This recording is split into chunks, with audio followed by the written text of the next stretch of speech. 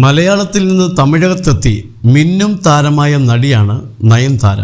അജിത്, രജനീകാന്ത്, ജയം രവി തുടങ്ങിയവരുടെയൊക്കെ നായികയായി പ്രേക്ഷകരുടെ പ്രിയം നേടുകയും ചെയ്തു.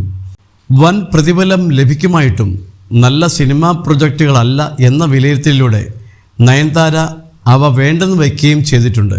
നടനും വ്യവസായിയുമായ ലെജൻഡ് ശരവണൻ്റെ സിനിമ നയൻതാര അത്തരത്തിൽ വേണ്ടെന്ന് വെച്ചതാണ്.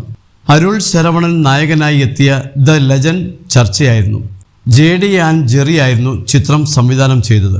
ചിത്രത്തിലേക്ക് പ്രധാന വേഷത്തിലേക്ക് പരിഗണിച്ച താരമായിരുന്നു നടി നയൻതാര.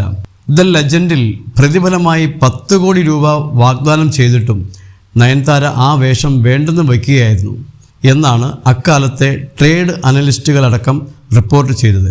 സിനിമയിൽ ശരവണൻ ഒരു തുടക്കക്കാരൻ ആണെന്നതിലാണ് കോടികളുടെ പ്രതിഫലം ലഭിക്കുമായിരുന്നിട്ടും ആ നായികാവേഷം നയൻതാര വേണ്ടെന്ന് വെച്ചത് എന്നാണ് റിപ്പോർട്ട്.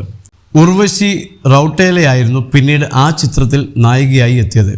ലെജൻഡ് ശരവണൻ പുതിയ ഒരു സിനിമയിൽ നായകനായി വേഷമിടാൻ ഒരുങ്ങവെയാണ് മുമ്പ് നയൻതാര നായികാവേഷം വേണ്ടെന്ന് വെച്ച കാര്യം വീണ്ടും ആരാധകരുടെ ചർച്ചകളിൽ നിറയുന്നത്.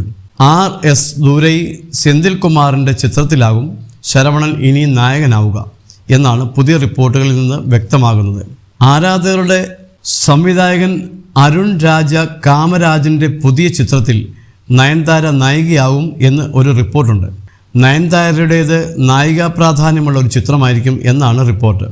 എന്തായിരിക്കും പ്രമേയം എന്ന് വെളിപ്പെടുത്തിയിട്ടില്ല. നിർമ്മാണ നിർവഹണം പ്രിൻസ് പിക്ചേഴ്സിനായിരിക്കും.